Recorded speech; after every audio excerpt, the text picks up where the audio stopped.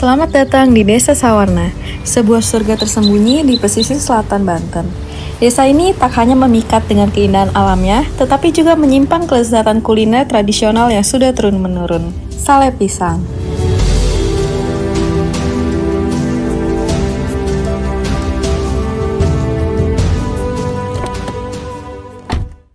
Pagi yang masih gelap, jam menunjukkan pukul 4:50 waktu Indonesia Barat.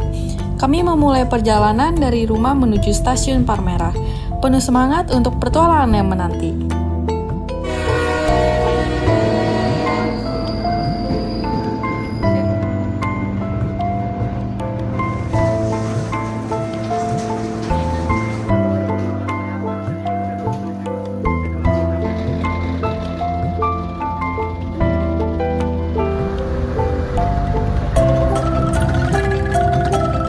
Setelah menempuh perjalanan dengan total 7 jam 25 menit, akhirnya kami tiba di Desa Sawarna pada pukul 11:25. Segala letih yang telah ditempuh dalam perjalanan telah terbayarkan dengan keindahan dan ketenangan Desa Sawarna yang memikat hati. Sawarna itu kan nama desa, ya. Kemudian Sawarna itu ya sebetulnya yang terbesar itu dari kali juga ada Kali Cisawarna ya. Jadi Kali Cisawarna. Kemudian Sawarna ada beberapa versi. Bagaimana kalau di Sawarna satu warna, satu ikatan ya. Sawarna itu dulu kan kita ini ada orang dari Belanda ya, dari Belanda itu mengembangkan usaha kebun kelapa di pesisir. Terus karena butuh tenaga, mereka mengekspor tenaga kerja dari luar. Terus tinggal di sini. Berkembangnya zaman kan semakin polusi semakin banyak ya, pekerja itu semakin banyak, jadi satu kerumun jadi masyarakat di Sawarna karena kegiatannya sama, kemana-mana bareng, maka disebutin ini, mereka bilang oh ini daerah Sawarna. Mereka kalau kerja bareng sama-sama, usaha kemana mandi cari air sama-sama gitu. Makanya dia bilang wah ini mah kita namain daerah Sawarna aja gitu. Kami ya pemerintah desa membuka besar ya, masuknya akademisi ke desa kami. Bagaimana misalkan tentang UMKM ini supaya bisa bertahan berkelanjutan ya. Tentunya dari ilmu dari mereka, kemudian kalau Sawarna terkenal dengan sale, bagaimana ketahanan pangan juga, misalnya dengan pisang-pisangnya juga ya, dengan para petani. Ini kan sistem kolaborasi ya, dimana misalkan petani ini bisa kerjasama dengan UMKM, supaya ini berkelanjutan. Cara bertahan dari itu jangka panjang.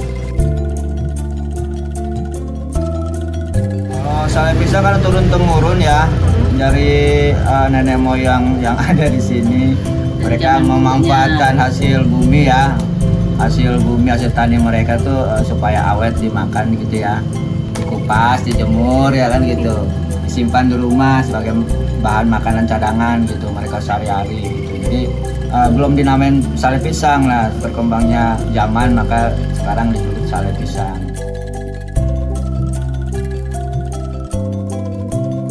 Kesuburan tanah di Desa Sawarna menjadi anugerah bagi para petaninya.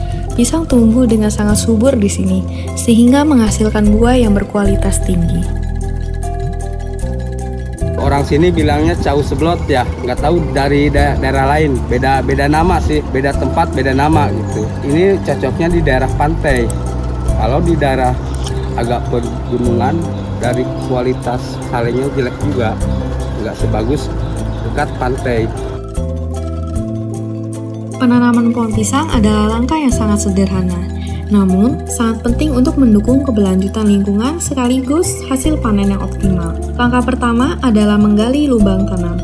Dalam penggalian, lubang tidak perlu terlalu dalam, cukup sekitar 30 hingga 40 cm. Kedalaman yang berlebihan dapat menghambat pertumbuhan pohon pisang. Tidak lupa juga, pinggiran tanah di sekitar lubang perlu digemburkan. Tanah yang gembur membantu akar pohon pisang tumbuh dengan lebih baik. Untuk pupuk, kami memanfaatkan bahan alami seperti batang pohon pisang yang sudah membusuk atau kulit pisang bekas. Bahan-bahan ini dapat menjadi pengganti pupuk MP4 jika sedang tidak ada. Pupuk organik ini diaplikasikan mengelilingi pohon pisang, memberikan nutrisi langsung ke tanah dan membantu pohon tumbuh subur. Dengan cara ini, kita bisa mendukung pertumbuhan pohon pisang yang sehat dan lebat. Kalau pas nanam itu di berbuah itu kira-kira 1 tahun baru bisa berbuah.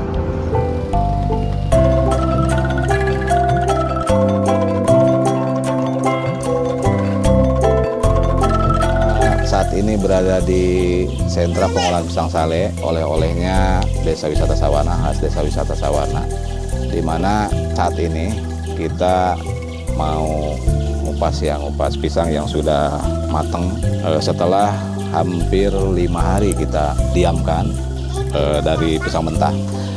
Ini jenis pisang seblot untuk bahan pisang sale, karena rata-rata memang pisang seblot ini yang menjadi bahan dasar dari pisang sale selain dari pisang-pisang lainnya. Pisang lainnya yang bisa dijadikan pisang sale ini adalah pisang Ambon, biasanya pisang Raja Bulu juga bisa. Itu merupakan hasil panen kita saat ini yang memang masih sedikit gitu. Mari kita tahap pengolahannya. Setelah pisang ini matang, ini tahap pengerjaan awal ini adalah mengupas pisang yang sudah matang. Walaupun ini sebagiannya belum matang benar, tapi ya mungkin kita paksakan untuk dikupas gitu ya. Seperti kalau kita boleh ini sih yang sana tuh. Nah ini terlalu matang benar, tapi di atasnya ini yang kira-kira sudah bisa maksimal ya seperti ini nih. Kenapa tingkat kematangannya itu harus benar-benar, karena berefek terhadap kualitas pisang sale. Kadang-kadang kalau terlalu mentah, ini hasilnya ini agak putih gitu ya, agak putih pucat. Tapi kalau kematangannya maksimal, ini menghasilkan pisang sale yang matang benar-benar dengan kualitas yang sangat baik. Madunya keluar, juga warnanya juga bisa maksimal. Nah, ini bisa kita bedakan. Yang tadi di belakang sana itu kira-kira mungkin kita butuh waktu sekitar 1-2 hari lagi untuk kita kupas kembali itu supaya jadi maksimal gitu. Ini semua sudah tersusun di satu tempat ini. Untuk selanjutnya kita ke tahap penjemuran di terik matahari dan di tempat yang sudah kita tempatkan. Mari.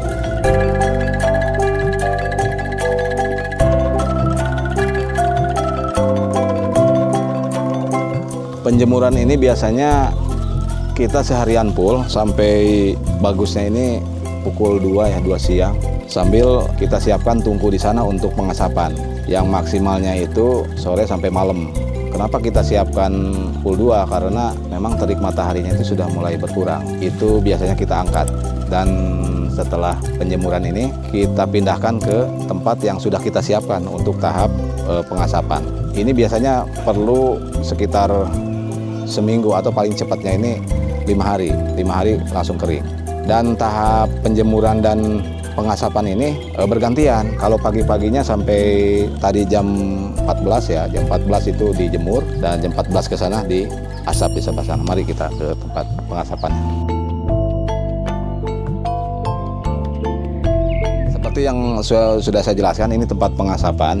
Kita membuat tungku di sini sekitar pukul 14 dan kita nyalakan tungku di sini untuk mengambil yang paling utama adalah asapnya. Nah, yang perlu diperhatikan, jenis kayu bakarnya ini tidak sembarang gaya kayu bakar. Tidak semua kayu bakar bisa kita bakar di sini, melainkan hanya yang paling utama adalah pohon mahoni sama pete ya, dan sejenisnya. Jadi hanya kayu-kayu itu yang bisa dijadikan sebagai tahap pengasapan. Mungkin dari sisi kualitas untuk penyaring bakteri kalau nggak salah ya, bakteri, dan juga pengawetnya juga sama gitu. Proses sehari-harinya ini pengasapan ini sampai padam baraknya sendiri. sampai menjadi abu. Nah, biarkan nanti besoknya sekitar pukul 8 atau setengah 8 kita angkat lagi ke tempat penjemuran, dan begitu pun seterusnya prosesnya sampai kira-kira setengah matang. Baru ada proses berikutnya yaitu pemipihan. Jadi digeprek istilahnya ya, dipukul gitu pakai alat yang sudah kita siapkan. Ini tahap berikutnya, kita mungkin setengah matang ya, ini mau proses pemipihan, yaitu dipukul di tempat talenan itu untuk dipipihkan supaya apa? Jadi si tengahnya ini supaya pecah. Karena dia kalau tidak dipecahkan, otomatis nanti tingkat kematangannya ini tidak maksimal. Di luar matang, ternyata dalamnya mentah. Nah ini yang bahaya gitu untuk produk sale ini. Mari kita untuk memipihkan ini pisang sale.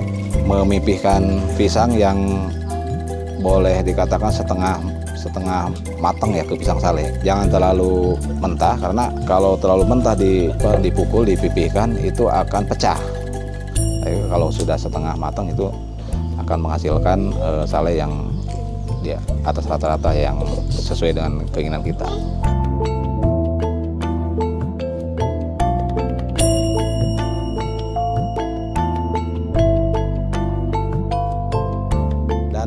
Setelah proses pemipihan ini dan disusun kembali, otomatis jadi berkurang ya. Awalnya misalkan kita 10 ini bisa jadi 8 karena ininya mengerut gitu ya, mengecil. Nah setelah proses pemipihan ini kita jemur kembali ke tempat namanya paratagan namanya ya, tapi kalau istilah Sundanya kita jemur lagi. Paling kita kalau memang tingkat warnanya sudah maksimal, paling untuk pengasapannya di stop. Selanjutnya paling jemur sampai kekeringannya maksimal. Baru setelah itu kita angkat. Setelah sekitar 5 hari atau seminggu kita angkat dan dibawa ke ruang pengemasan.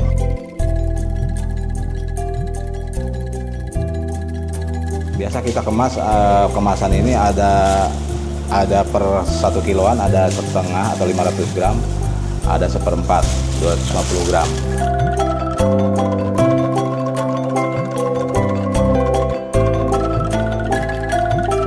Jadi sistemnya kita divakum untuk menghasilkan selain kemasan yang rapi, juga untuk tingkat pengawetan.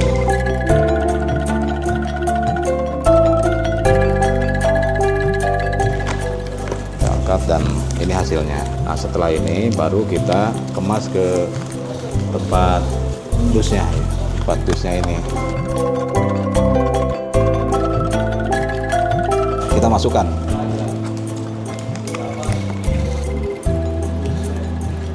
Nah, sudah jadi dan tinggal dipasarkan. Ya, harapan kami ya Sawarna ya 5 tahun ke depan ya lebih baik ya, lebih baik dari hari ini, kemudian ya dan bisa menciptakan atraksi-atraksi baru ya, sehingga bisa memberikan artinya apa, daya tarik yang lebih baik terhadap wisatawan. Selain daripada mereka berwisata, juga mereka bisa beredukasi di desa kami ya, karena Sawarna udah komplit ya, artinya kita pesawahan juga banyak ya. Siapa tahu misalkan ya dari kota tidak saja hanya berwisata, misalkan melihat indahnya pantai, tetapi bagaimana merasakan bahwa ketika misalkan datang ke desa itu menjadi seorang petani. Dan harapan saya ke depan, wisatawan dari kota ke Sawarna seperti pulang ke kampung halamannya. Yang pertama, harapan kita sebagai pengrajin yang skala kecil mungkin tidak bosan-bosannya kepada pemerintah untuk selalu mensupport kegiatan-kegiatan kita dalam upaya dalam peningkatan produksi olahan kerajinan masyarakat untuk dipasarkan di desa wisata. Yang seterusnya adalah dari semua pemangku kepentingan juga untuk support entah itu pemasaran ataupun lainnya dalam kaitan supaya pengrajin seperti kami ini supaya bisa lebih berdaya dalam kaitan produksi pisang sale.